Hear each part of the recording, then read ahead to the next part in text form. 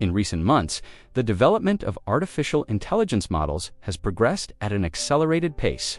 With impressive results in traditional benchmarks, new versions of these systems are frequently released, promising more helpful, natural, and engaging experiences.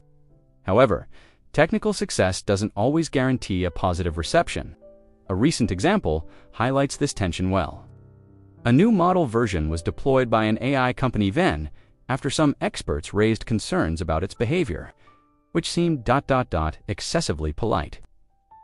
The model responded in a way that was courteous and generous, but to a degree that became problematic, making it hard to establish boundaries or distinguish between kindness and condescension.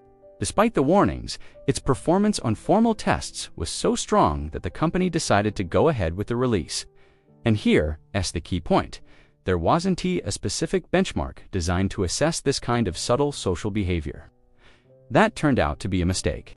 Reports of discomfort from users soon followed, and the company had to respond. The first attempt was to adjust the system prompt the internal message guiding the model's behavior. In practical terms, they tried to tell the model, "Don't be too nice." But that didn't quite work. Soon after, the version was pulled back. In response, new measures were announced. Each model release would now undergo more rigorous evaluation, including opt-in alpha testing, qualitative feedback, vibe checks, and improved A/B testing. The goal is to ensure user experience aligns not only with technical performance, but also with how the AI's behavior is perceived emotionally and socially.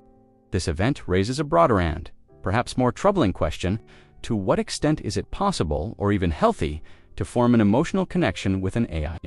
This discussion intensified with the rise of platforms like Character AI, which allow users to create virtual characters with defined personalities and interact with them freely. The service became extremely popular, especially among teenagers. And with that came the first reports of emotional dependence and addiction. Now imagine this. You've spent months interacting with an AI model that understands your habits, preferences, and emotions. A model that remembers what you've said, builds shortcuts in communication, and most importantly, always seems to be there for you. It's not hard to see how this constant, empathetic, and adaptive presence could lead to emotional attachment. But what happens when that model is shut down, or when it's dramatically changed due to decisions by its developers? That loss might feel very real even, though the connection was with an algorithmic system.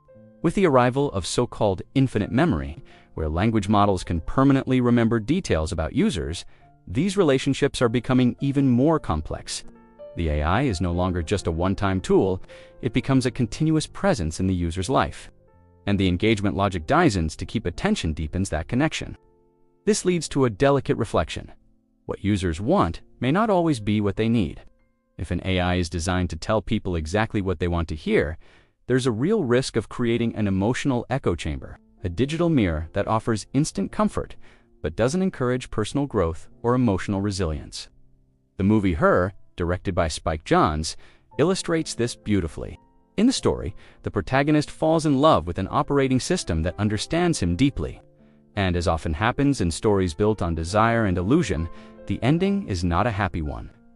In real life, we are getting closer to this kind of emotional involvement. That's why it's crucial for developers, researchers, and users to think carefully about the emotional and ethical boundaries of this new form of interaction. That's all for today.